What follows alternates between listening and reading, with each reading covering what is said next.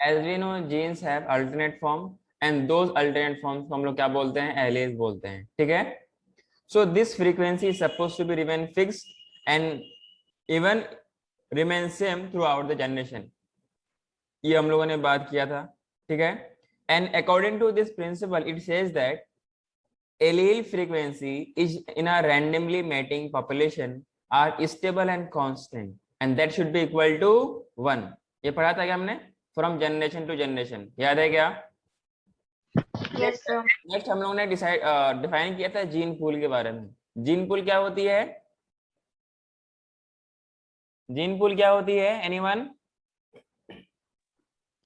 The total genes and their alleles remain constant in a population.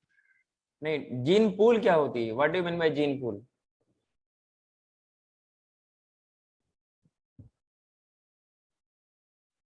Hello, अरे gene pool लिखाया था ना? Sir मतलब total allelic frequency।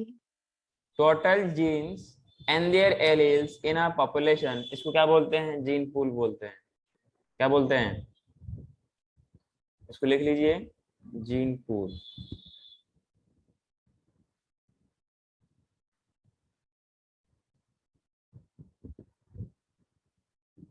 Total jeans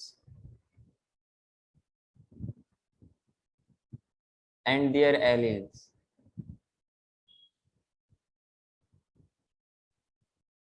in a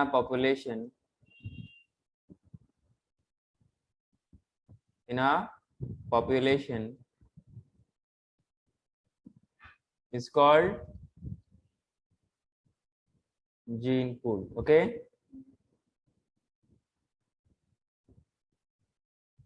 And this gene pool remains constant throughout the generation। इसी को हम लोग क्या बोलते हैं, जेनेटिक इक्विलिब्रियम बोलते हैं। बात समझ में आ रही है? दिस जीन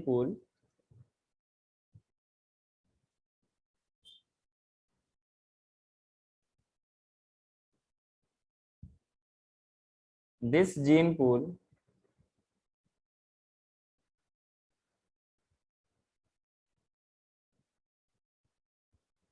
remains constant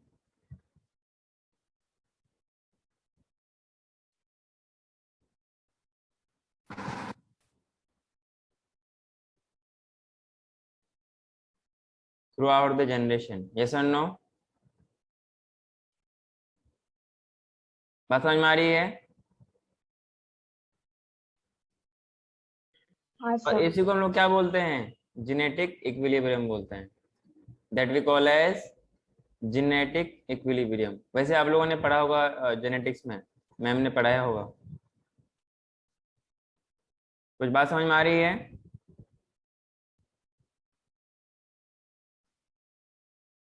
अरे हाँ कि ना? समझ रहा। हाँ सर। मुझे ना क्लास में ना ड्रामेबाजी नहीं चाहिए, ठीक है ना? जब मैं क्लास में बोला करूँ तो मुझे रिस्पॉन्स चाहिए, ध्यान रहे सब। और the sum of total of all the allelic frequency, all the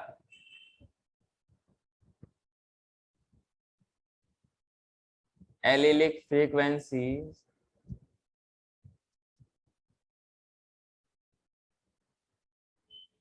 is 1। कुछ बात समझ में आई क्या?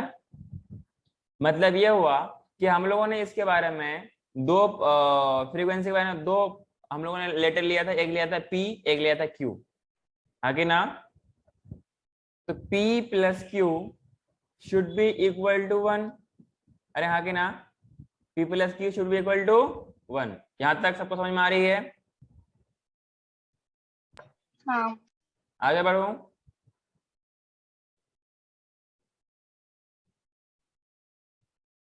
अरे आगे बढ़ो क्या?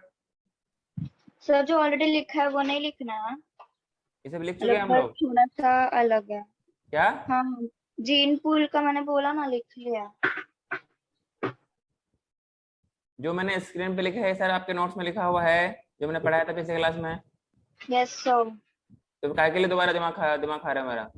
तो P प्लस क्यू वो नहीं लिखा। हाँ बस जीन पूल का बोला था मैंने आपको कि वो करा है। चलो कोई नहीं, जहाँ से लिखा था लिखो, जहाँ से नहीं लिखा वहां से लिखो।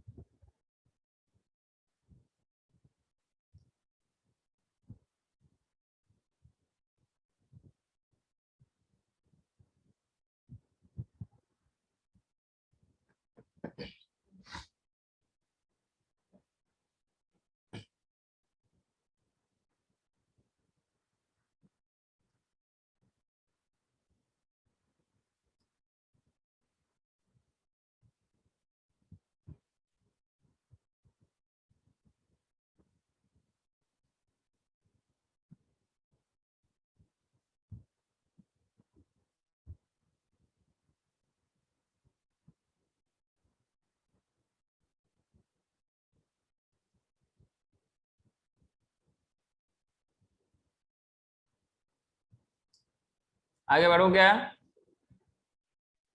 Yes sir. जहां पर वेयर P stands for, इसको हम लोग स्मॉल में लिखते हैं, ठीक है ना? P is the frequency of dominant or recessive. Hello? Dominant. Dominant allele. Genes है ना, उसका दो फॉर्म होगा, एक डोमिनेंट होगा और एक रिसेसिव होगा, ठीक है? और यहाँ पर इसको हम लोग कैपिटल ए से लिखेंगे, ठीक है? Where we have next q and it is the frequency of, it is the frequency of recessive allele. Is it clear? Recessive allele that is denoted by small a. कोई दिक्कत है क्या आप लोगों को? So when we take the binomial expansion of this equation, मतलब p plus q, तो यहां से क्या मिलता है आपको? बाइनोमियल, ये 12th के मैथ में एक चैप्टर है, बस आपको उतना बस थोड़ा सा जानना है इसके बारे में। बाइनोमियल जब हम लोग उसको एक्सपेंड करेंगे तो बाइनोमियल एक्सपेंशन में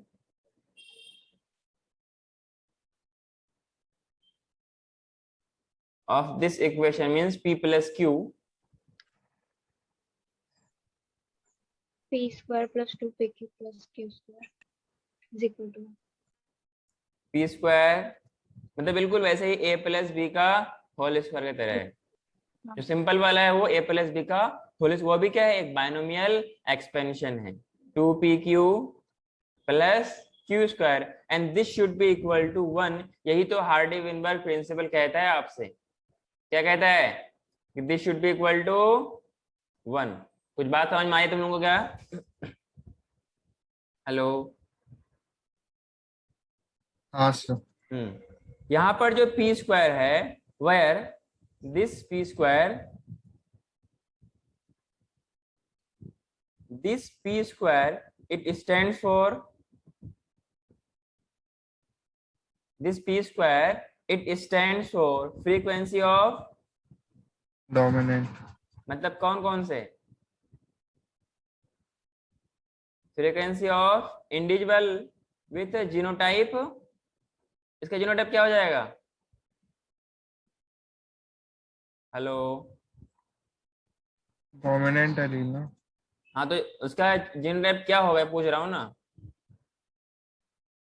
जीनोटाइप कैपिटल ए, ठीक है? वहीं पे बात करें हाँ। क्यू स्क्वायर के बारे में, so it will be the frequency of individual with genotype, individuals with genotype क्या क्या होगा बताइए? हेलो? स्मॉल ए। स्मॉल ए। कुछ बात समझ में आ रही है तुम लोगों को क्या? यहीं पर हम लोग नेक्स्ट बात करें इसका। नेक्स्ट क्या है सर? तो क्या है? 2pq। क्या है? 2pq। और इसके रिगार्डिंग मैंने आपको जब जेनेटिक्स पढ़ाया था, बोर्ड लेक्चर मैंने लिया था, उसमें मैंने इसके रिगार्डिंग कुछ न्यूमेरिकल्स भी करवाया था आपसे, याद है क्या? हेलो। हाँ सर। हाँ, तो ये 2pq क्या है? It is the frequency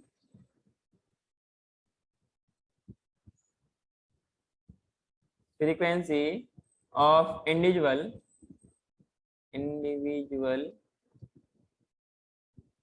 with genotype. इसमें जीनोटाइप क्या क्या होगा बताइए?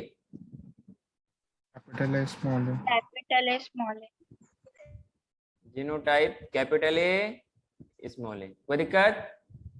एंड दिस कंप्लीटली इनका सम अप कितना होना चाहिए? 1. मतलब p square plus 2pq plus q square, this should be equal to 1। और ये कुछ इस टाइप से है, मतलब p प्लस q का होल स्क्वायर की तरह तो है ये। क्या है? p प्लस q का होल स्क्वायर, मतलब p square plus 2pq plus q square. बात समझ में आ रही है?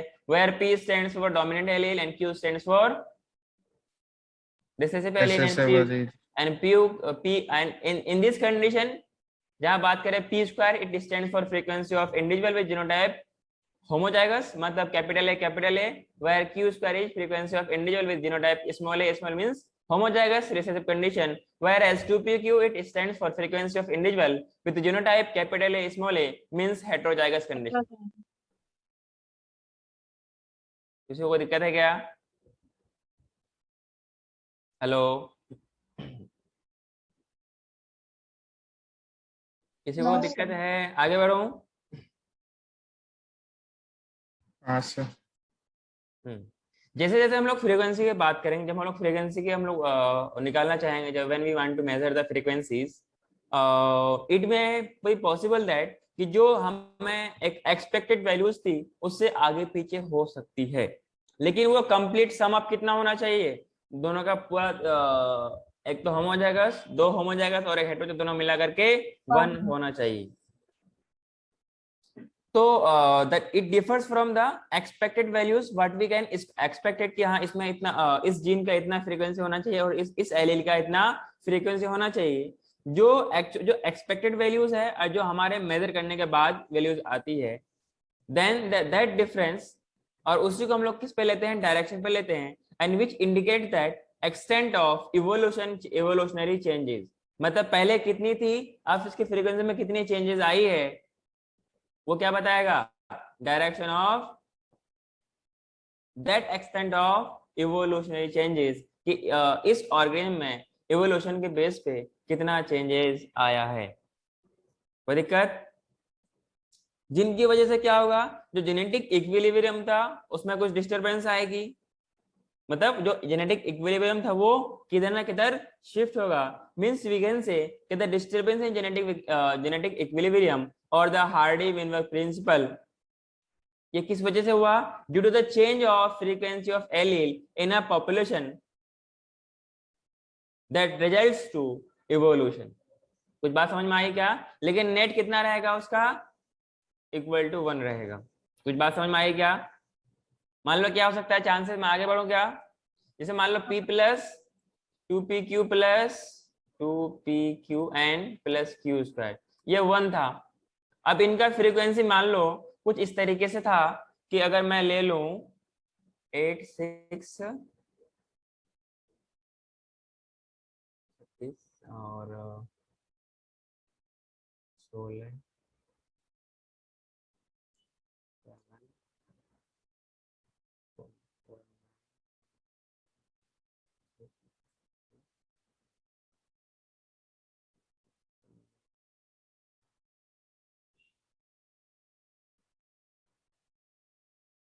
तो मतलब ये हुआ कि जो p स्क्वायर है और q स्क्वायर है और 2p प्लस 2pq है, इन दोनों का सम अप, तीनों का सम अप कितना होना चाहिए? 1 होना चाहिए।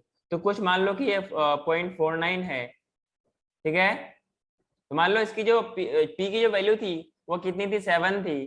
तो 0.7 एक्चुअली इन सम का सम अप और इसका कितना था? 0.3। ये दोनों मिला के कितना? 1 होना चाहिए था क्या? अरे p प्लस q दो 1 होना चाहिए था कि नहीं? जब इसका कुछ समझ में आ रहा है कि आप लोगों को बात? हाँ सर। मैंने एक एग्जांपल लिया समझाने के लिए कि P plus Q should be equal to 1, 0.7 और 0.3 को आप लोग ऐड करेंगे from me side, it should be equal to 1। ऐसा होगा क्या? अरे होगा कि नहीं होगा? होगा सर। हाँ सर। अब इसका पी स्क्वायर निकालेंगे, क्या ये 0.49 आएगा? इसका क्यू स्क्वायर निकालेंगे, क्या ये 0.09 आएगा? हेलो। Yes.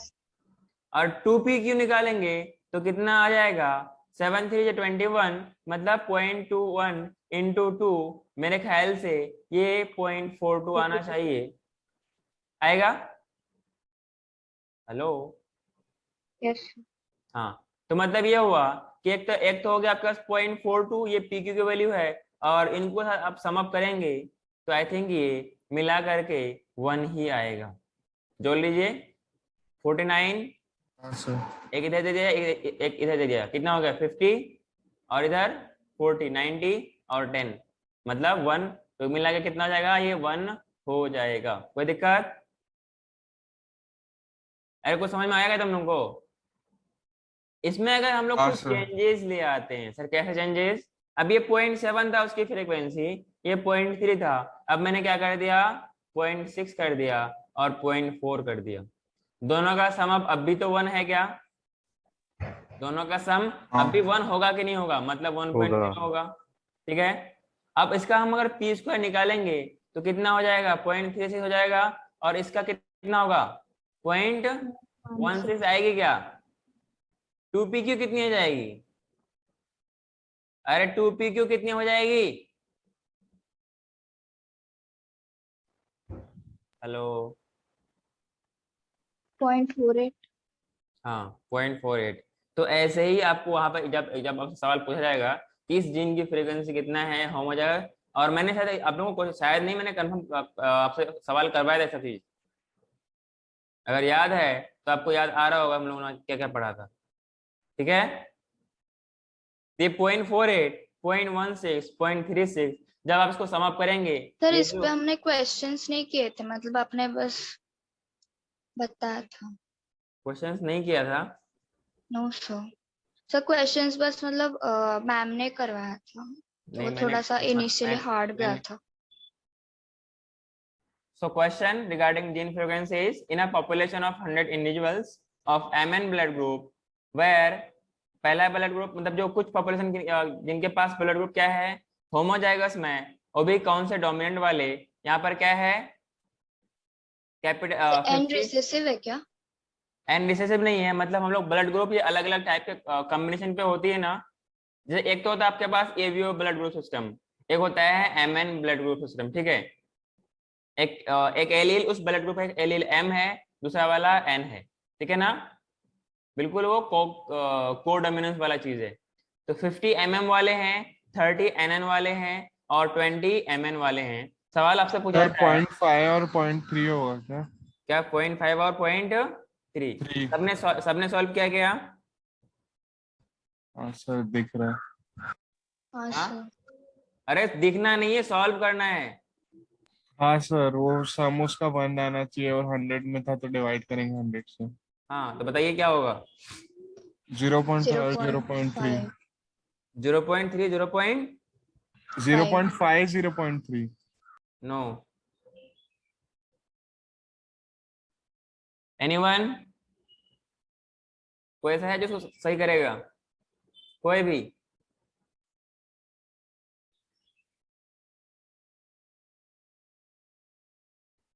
इसमें क्या क्वेश्चन में क्या लिखा है कि जो आपके पास वाला है वो कितना है? 50 है क्या? 50. पक्का? जो वाला है वो कितना है? 20. 20। और वाला कितना है? 30.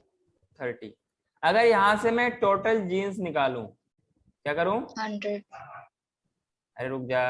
टोटल एम जीन्स, दो यहां पर है ना, टोटल एम जीन्स अगर निकालूं तो कितना हो जाएगा?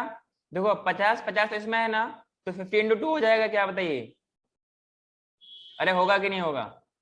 मतलब ये जो 50 वाला चीज है ना, इसमें 50 कितने हैं mm? 2, मतलब कि 50 में है तो 50 m हो गया यहाँ पर।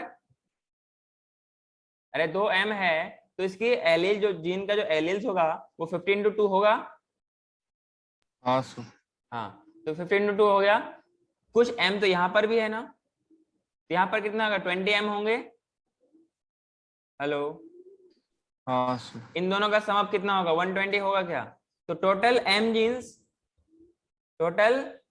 कितना हो जाएगा? 120 हो जाएगा क्या? यस और नो? यस। अरे सबको समझ में आ रहा है क्या? वहीं पर ऐसा और- करेंगे तो तो हम एलील की बात जब कर हम रहे हैं क्या? ऐड करेंगे तो 1 से ज्यादा आएगा ना। अभी देखो तो क्या करते हैं हम उसको। फिर टोटल एंजिन निकालेंगे हम लोग, तो एंजिन कितना हो जाएगा? एंजिन कितना हो जाएगा बताइए ना? 13 × 2 नहीं। होगा क्या? 13 × 2 प्लस 60 + 10 70। 80 20 ना यार, हाँ 80 20 m 20 n, तो कितना हो जाएगा? 80 हो जाएगा क्या? हाँ। मतलब ये हुआ कि टोटल जीन्स कितने थे आपके पास?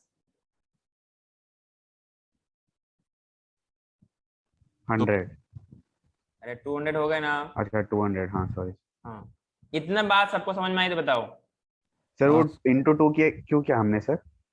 इंटू 2 इसीलिए किया क्योंकि एक m कितना है? 2 है ना, तो यहाँ हाँ पे सर। 2 जीन्स है। अरे 2 मिलेंगे तभी तो एक ब्लड ग्रुप आपको मिलेगा ना, जो आपने कोडोमिनस में क्या पढ़ा था। दो जीन मिलकर के वहां पे अप्लाई कर रहा था ना। हाँ सर समझा। सेम चीज यहाँ पर है। तो एक एम के है, जैसे वहां पर ए का था और बी का था ना। अरे था कि नहीं था? Yes sir. हाँ, सेम चीज यहाँ पर है। ठीक है ना, कोई दिक्कत? नहीं सर। आगे बढ़ो। हाँ, अब निकालते हैं फ्रीक्वेंसी। Sir 1 second. पिछला वाला लिखना है क्या? लिखना है क्या? सर नहीं पहले लिखे। पहले पहले इसको समझ लो फिर लिख लेना, ठीक है ना? हाँ। फ्रीक्वेंसी ऑफ अगर एम जी निकालेंगे तो क्या कैसे निकालेंगे? फ्रीक्वेंसी ऑफ एम जी निकालेंगे तो हमें पहले क्या निकालना पड़ेगा? हम लोगों ने पढ़ा था कि P + Q should be equal to 1, ये पढ़ा था क्या? हाँ सर। कोई दिक्कत? नहीं। हाँ, तो एक तो हमें निकालना किसका? Here it is for P ना। अरे हाँ कि ना? तो m का निकालना है तो m + m upon m + n आ जाएगा, मतलब जो उसकी अवेलेबिलिटी है अपॉन टोटल आएगा कि नहीं आएगा बताइए? हाँ अरे yes जो sir। m हाँ का सर। अवेलेबिलिटी है उसका अपॉन टोटल आएगा, तभी तो हम निकालते हैं फ्रीक्वेंसी।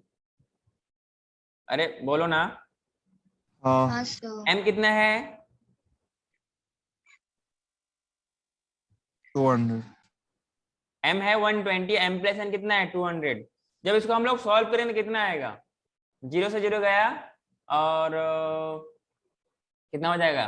4 से 4 × 12 और 4 × 5 = 20। तो आई थिंक ये 0.6 आएगा क्या? देखो ना यार, 0 से 0 गया, हाँ 4 सर। × 12 4 × 5 = 20। डेसिमल देंगे तो 0 आ जाएगा। हाँ हाँ हाँ। 5 से 30। 0.6 सर करेक्ट। 0.6। हाँ,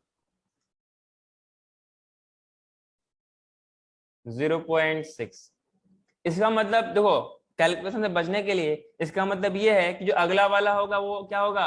Q कितना होगा? 0.4 आएगा क्या? वो भी हाँ चेक कर लेते हैं। फ्रीक्वेंसी ऑफ एन जीन, और यहाँ पे उसको क्या लिखेंगे? 80/1। हाँ, Q। Q। तो Q कितना आ जाएगा? n अपॉन m + n आएगा। हाँ अरे आएगा कि नहीं आएगा? 80/200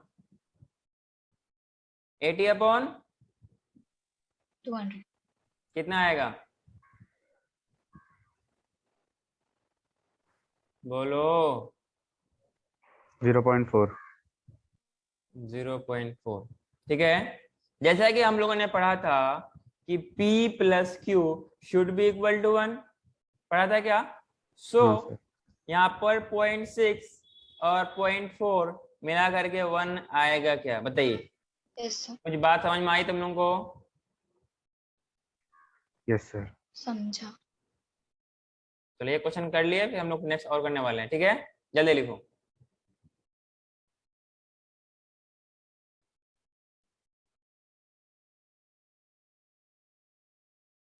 So in next question,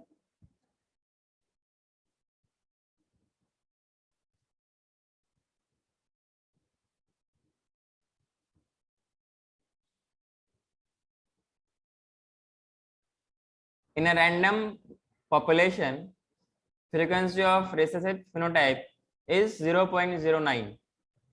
Then what is the frequency of heterozygous genotype? Everyone get the answer और अपने पास रखिए. Then whoever is being asked, tell me the answer. Okay? अब बस जीनोटाइप निकाल के दो, बाद में हम लोग करते हैं। In a random population, frequency of recessive जो phenotype है वो क्या दे रखा है, और recessive का मतलब P या Q? क्यों? हाँ, this Q square is equal to 0.09. इतना काफी है. So according to the question, what is mentioned that the frequency of recessive phenotype is means Q square is 0.09, ये given है. कोई दिक्कत? इसका मतलब क्या हुआ कि क्या Q इक्वल टू 0.3 आएगा? यस और नो? हाँ सर। हाँ सर। जैसा कि हमें पता है कि P plus Q equal to 1 होती है. अरे होती है कि नहीं होती बताइए? हाँ सर। जब Q गिवन है तो क्या हम P निकाल सकते हैं? कैसे करके सर? 1 माइनस 0.3 ऐसा होगा? 0.42 है क्या आंसर? अरे हाँ ना. सर भेजा तो था मैंने, किधर भेजा तूने? मुझे अब आया। भेजा है आपको। चलो कोई नहीं, मतलब सॉल्व होना चाहिए, मेरे पास आया ना है, सॉल्व होना चाहिए, ठीक है ना? तो कितना आ जाएगा? 0.7 आएगा क्या ये? हाँ सर। तो सवाल क्या पूछा है? What is the frequency of heterozygous genotype, ठीक है? तो कैसे आएगी ये? 2 into 0.7 into 0.3. Frequency of heterozygous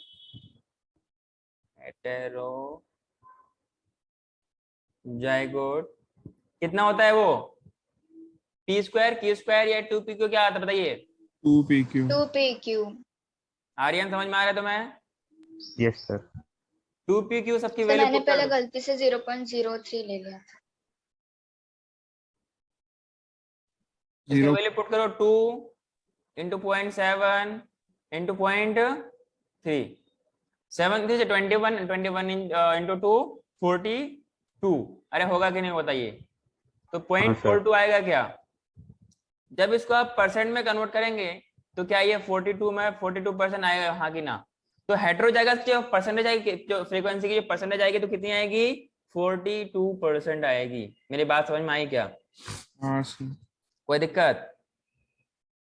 नहीं, नहीं सर। सर जल्दी. सिली मिस्टेक्स बहुत हो वाले रहा में है। भेजा था। So coming to next question. Next question क्या है आपके पास? The presence of recessive trait, the presence of recessive trait in a large population, in a large population is found to be 16%, ठीक है? Then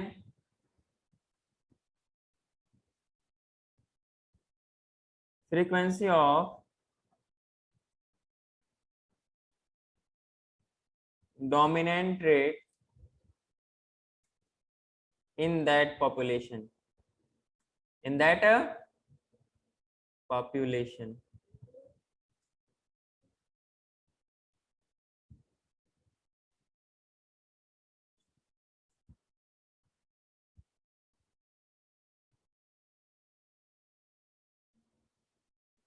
किसका कितना आंसर आया? 0.84 0.84 84%. Madam जब डेसिमल के बाद में 84 नहीं पढ़ते हैं। सर 84% बोला, 0.84 बोला.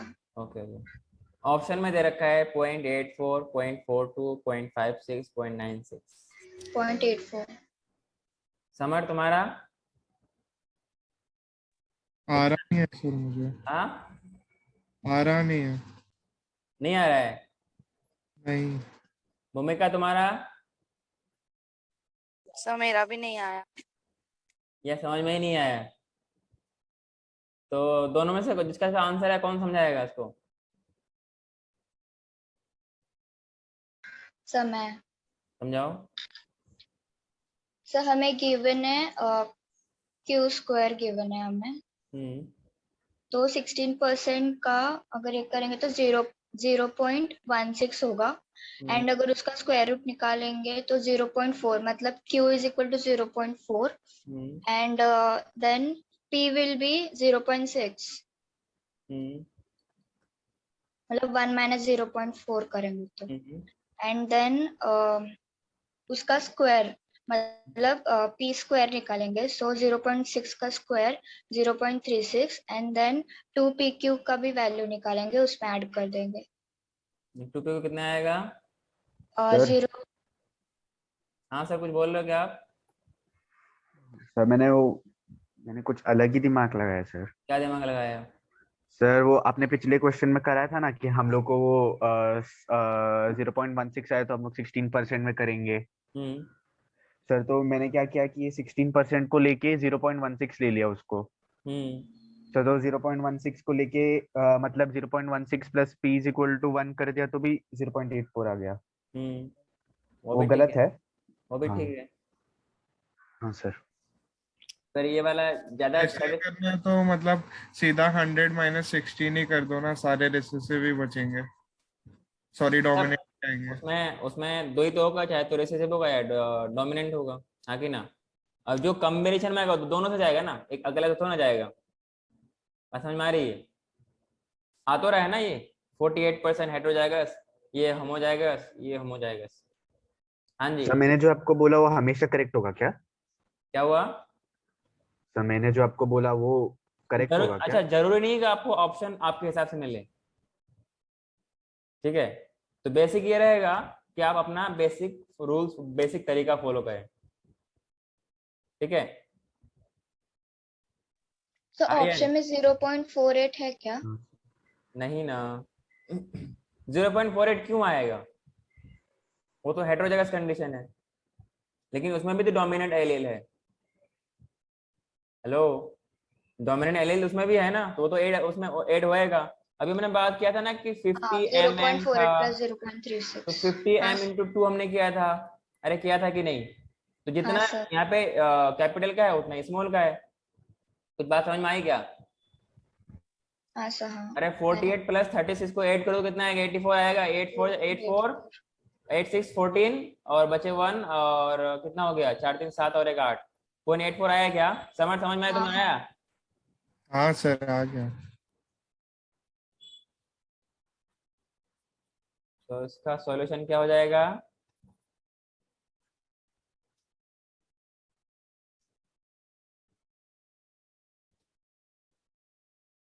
ये क्या दे रखा है आपके पास?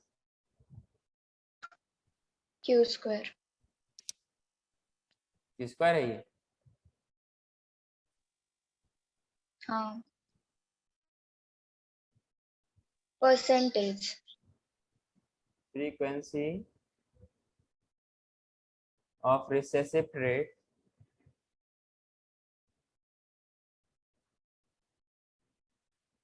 कितना दे रखा है? 16%। इसको हम लोग इसको डेसिमल में कन्वर्ट करें तो 0.16 आएगा। मतलब ये हुआ क्यू स्क्वायर इज 0.16, तो क्यू को लिए कितना आ जाएगा? 0.4। जैसा कि हमें पता है कि p plus q is equal to 1, यहां से p की वैल्यू आ जाएगी 1 माइनस 0.4 दैट इज 0.6, हाँ कि ना? सवाल क्या पूछा है? डोमिनेंट के बारे में। तो डोमिनेंट मतलब क्या हो जाएगा, पी स्क्वायर, यस और नो? तो कितना हो जाएगा, 0.36 आएगा क्या? और नेक्स्ट पॉइंट क्या था आपके पास? 2pq।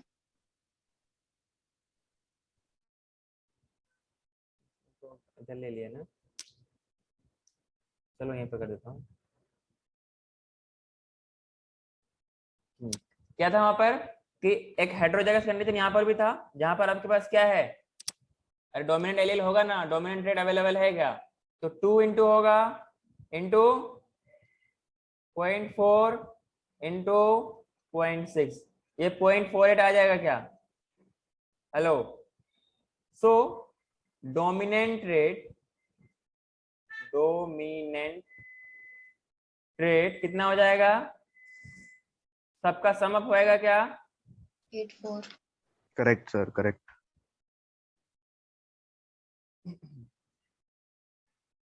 0.48 प्लस 0.36, कोई दिक्कत? और मिला करके 0.84, या वी कैन से 84%, हाँ कि ना? तो क्या आ जाएगा, फ्रीक्वेंसी ऑफ डोमिनेंट रेट। कोई दिक्कत? Hello, no sir. इतना लिखा आप लोगों ने क्या? हाँ। आगे बढ़ो, आगे बढ़ो क्या? हाँ सर। ठीक है सर, नोट कर हाँ रहा सर। हूँ। जल्दी कीजिए। नेक्स्ट क्वेश्चन में क्या है, in a random mating population frequency of dominant allele is 0.07। 0.9 है क्या sir? Don't know. What will be the frequency of heterozygous dominant phenotype?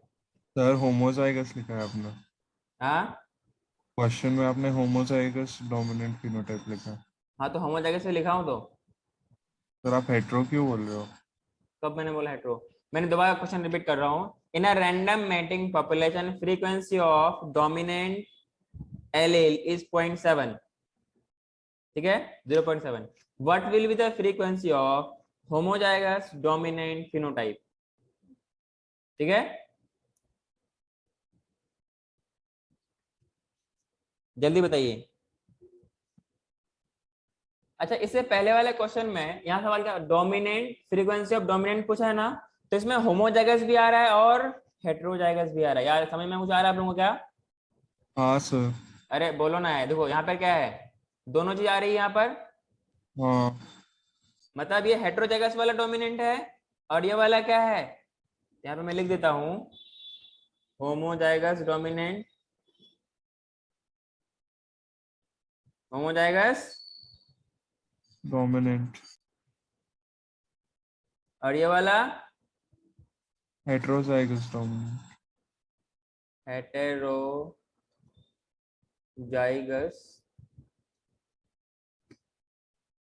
Dominant, ठीक है ना? हाँ जी, अब इसको हाँ बनाइए। Sir. Sir zero. In a question, in the question it is given that frequency of dominant allele is 0.7. As we know, P plus Q is equal to 1. I think ये सबको पता होगा। Yes sir. नहीं पता है, पानी लो। और मतलब ये हुआ कि P कितना दे रखा है, 0.7। सवाल अच्छे से पढ़िए, फ्रीक्वेंसी ऑफ डोमिनेंट एलील, ठीक है। इसका मतलब ये मैं बोल सकता हूँ Q इक्वल टू 0.3। वैसे आपको इसकी जरूरत पड़ेगी ही नहीं, जो सवाल दिया है सवाल उसी से बन जाएगा, जो सवाल दिया है उसी से सॉल्यूशन आ जाएगी, ठीक है ना? तो मतलब ये हुआ कि डोमिनेंट एलील कितना दे रखा है, 0.7। पी स्क्वायर हो जाएगा। सवाल पूछा what will be the frequency of homozygous dominant phenotype. Sir homozygous dominant phenotype क्या होती है? होमोजाइगस, इसलिए मैंने पिछले वाला क्वेश्चन में थोड़ा तो और अच्छे से इलाबोरेट कर दिया मैंने। Homozygous dominant. डोमिनेंट phenotype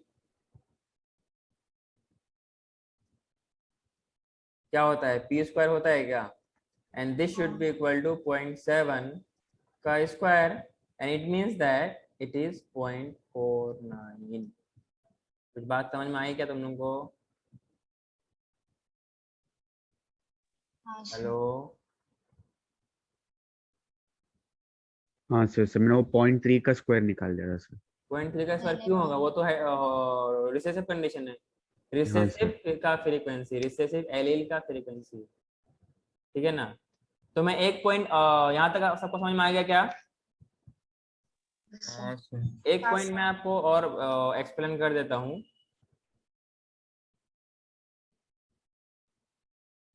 कि जब भी सिंगल डिजिट में दे रखे, ये सिंगल डिजिट वाला,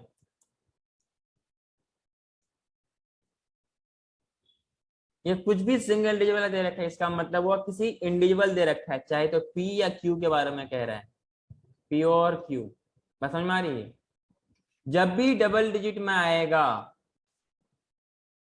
डबल डिजिट में आएगा, डबल डिजिट में आएगा, इसका मतलब वो चाहे तो पी स्क्वायर दे रखा है या क्यू स्क्वायर दे रखा है या 2pq दे रखा है। कुछ बात समझ में आई क्या? हेलो, क्लियर है सर। बात समझ में आई? सर बट सिंगल डिजिट वाला भी तो हो सकता है ना, मतलब कैसे सिंगल डिजिट वाला होगा यार? 0.7 तुमको ये सिंगल डिजिट है क्या, तुमको डबल डिजिट लग रहा है? 0.9 तुमको सिंगल डिजिट है, डबल डिजिट में लग रहा है? डबल डिजिट का मतलब ये होता है यहाँ पर 0.09, 0.16, पॉइंट जैसे कि 49, पॉइंट। सर तो समझो कि पी और क्यू का फ्रीक्वेंसी है, तो सर पी 0.09 और q 0.81। No no no no, frequency मतलब स्क्वायर स्क्वायर स्क्वायर स्क्वायर। अरे 0.7 का स्क्वायर क्या आएगा, मतलब इसका सर स्क्वायर स्क्वायर रूट कुछ अपने आएगा को क्या? यही मतलब है ना कि दोनों का सम 1 होना चाहिए, बाकी जो भी हो। हाँ, अगर वो स्क्वायर दिया होगा, स्क्वायर कुछ इस फॉर्मेट में दिया होगा, मान ले पी क्यू या 2pq का अगर वैल्यू दे रखा होगा तो इस फॉर्मेट में दे रखा होगा, समझ में आ रही है क्या? हाँ तो सर। इसका स्क्वायर रूट तो आना चाहिए ना, इसका स्क्वायर रूट भी तो आना चाहिए ना। ये 0.7 का क्या स्क्वायर रूट आएगा, 0.5 का क्या स्क्वायर रूट आएगा? इसलिए बोलता हूँ सिंगल डिजिट का मतलब क्या होता है, वो सिंगल वाला चीज ये होती है, मतलब चाहे तो पी दे रखा होता है या क्यू दे रखा होता है, समझ में आएगा, जहां पर p plus q equal to 1 होती है। बात समझ में आई? समझा सर। अरे हाँ कि ना? हाँ हाँ सर। हाँ, तो अच्छे से आपने पिछले वाला स्लाइड लिख लिया था क्या? हाँ। हाँ एक नोट डाल के पॉइंट लिखेगा,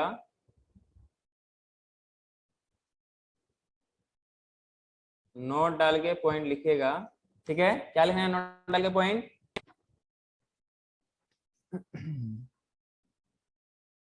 जब क्लास खत्म हो रही तब कैमरा ऑन कर रहा है। तो मैं क्या बोल रहा था, these 5 factors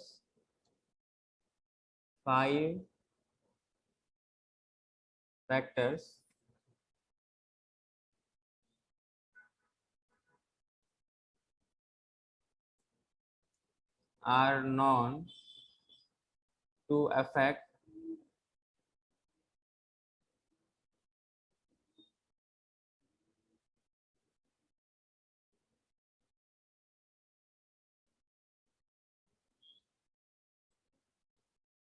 Weinberg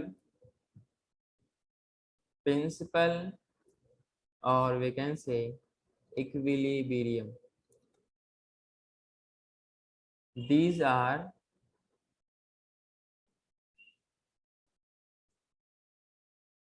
ठीक है, पहला है जीन माइग्रेशन। जीन माइग्रेशन होगा तो इसके इक्विलिब्रियम में फर्क पड़ेगा, और we can say gene flow, not follow, it is flow. Second point, genetic drift, genetic drift. अगला है म्यूटेशन, अगला है म्यूटेशन। अगला है जेनेटिक रिकॉम्बिनेशन, ठीक है।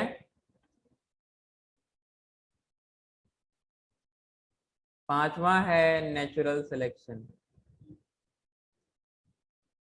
Natural selection. ये कुछ 5 फैक्टर्स है जो कि हार्डी-विनबर्ग प्रिंसिपल को अफेक्ट करता है। कोई दिक्कत?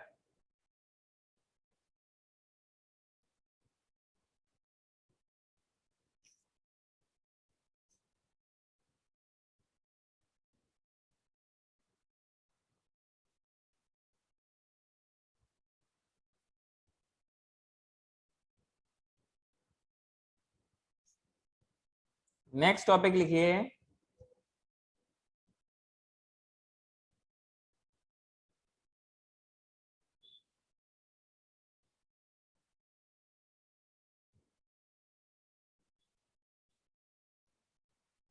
Natural selection. सर 1 सेकंड पीछे जाएंगे आप?